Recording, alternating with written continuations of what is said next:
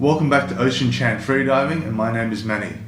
I really didn't want to do this video this week, but since a lot of you have asked, how do you hold your breath for a longer period of time? I felt I needed to make a video about how I train.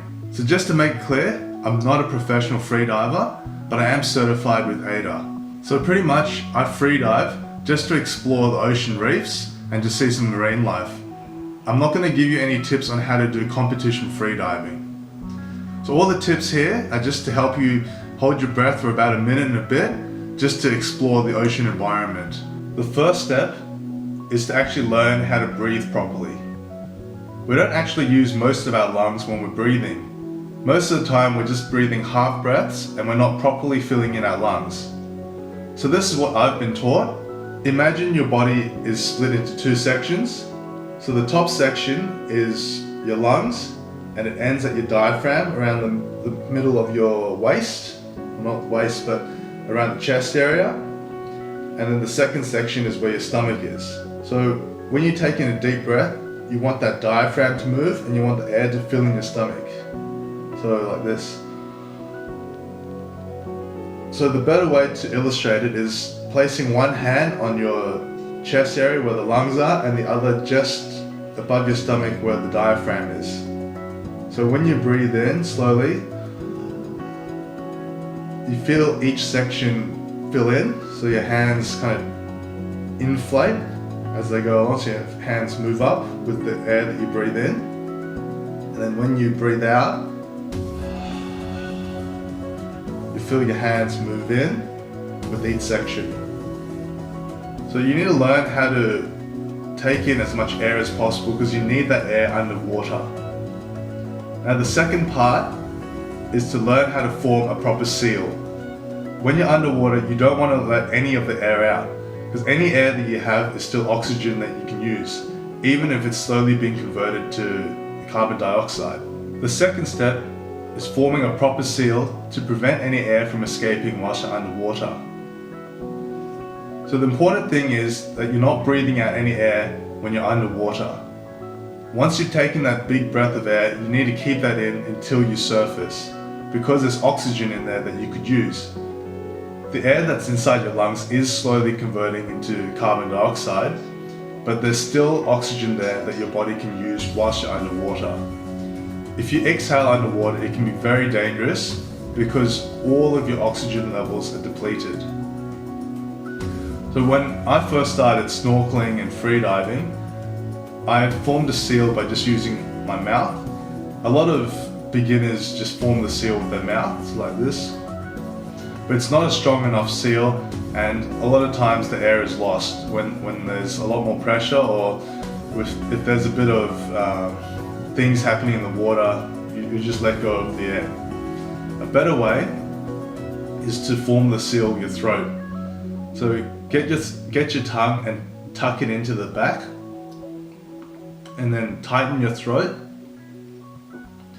and that should form a proper seal that you can hold underwater and will allow you to have that air in there even when you're diving.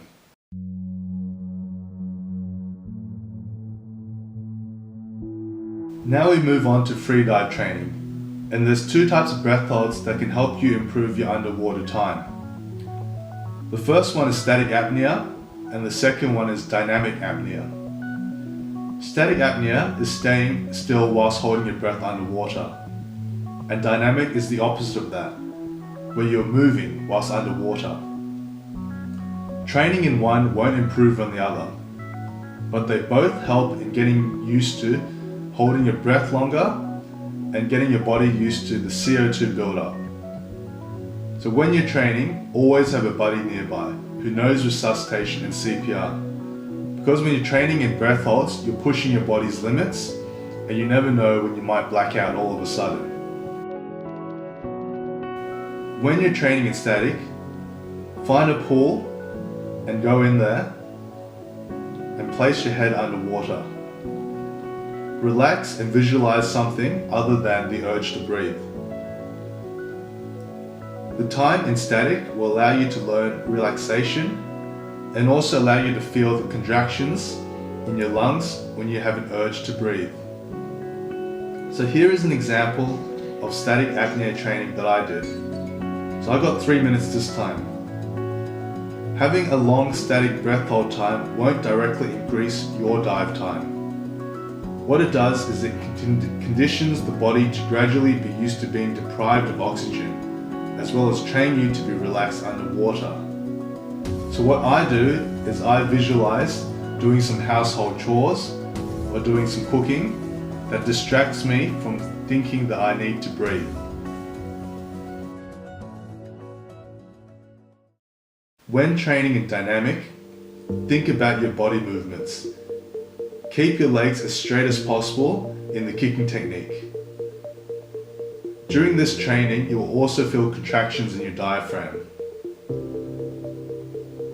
So here, I've trained in a 25-meter pool.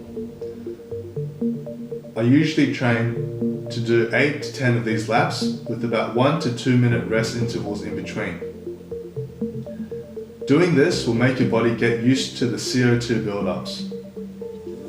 And this kind of training also simulates the dives out at sea. When you're exploring a reef or rock platform, or you're seeing things as you're moving along. Being better at dynamic apnea does correlate with a longer dive time. When you're at home, you can also try out some dry breath holds, such as CO2 and O2 tables. I'll put some links down in the comments section below. So what these are is just holding your breath whilst on land and training for that. So you're holding for a period of time and then you have a rest about 1 to 2 minutes and then you go at it again. And then you're doing it progressively so you can see how your body reacts to the CO2 buildup or the depletion of oxygen. I also urge you to keep up with your cardio fitness because that does help you improve in your breath hold times. If you can, every week or so, just go for a long run or go for a long swim. And this can really help you whilst you free dive. Well, that's it for this week. Thanks for watching. I hope this video helped you visualize what is needed in training for free diving and helped you understand some of the basic concepts of free dive training and holding your breath underwater. There's a lot of material online that you should look up, especially the safety protocols and also just understanding what is happening to your body when you're going underwater. So I hope you stay safe, keep training, and I'll see you next dive.